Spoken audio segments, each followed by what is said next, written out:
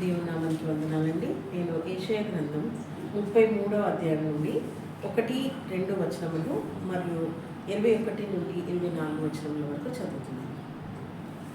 దోచుకొనబడకపోయినను దోచుకొనుచుండు నీకు శ్రమ, నిన్నెవరూ వంచింపకపోయినను వంచుచుండు నీకు శ్రమ. నీవు దోచుకొనుట మానిన తర్వాత నీవు దోచుకొనబడిదవు.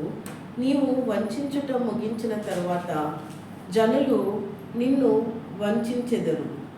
యెహోవా నీ కొరకు కనిపెట్టుచున్నాను, మా యందు కర్ణించుము. ఉదయకాలమున వారికి బాహువుగాను ఆపత్కాలమున మాకు రక్షణ ఆధారముగాను ఉండును. అచ్చట యెహోవా ప్రభావము గలవాడే మన పక్షమున నుండును. అది విశాలమైన నదులను కాలువలను ఉన్న స్థలముగా ఉండును. అందులో తెడ్ల ఓడ ఏదియూ నడవదు, గొప్ప ఓడ అక్కడికి రాదు. యెహోవా మనకు న్యాయాధిపతి, యెహోవా మన శాసనకర్త, యెహోవా మన రాజు, ఆయన మనలను రక్షించును.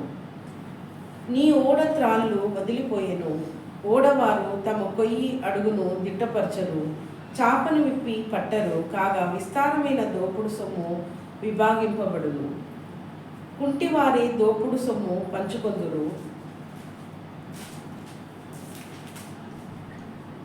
నాకు దేహములో బాగులేదని అందులో నివసించు వాడెవడును అనడు. దానిలో నివసించు జనులు దోషము పరిహరింపబడును. ఈ వాక్యం దేవుడు దీవించును గాక. ఆమేన్.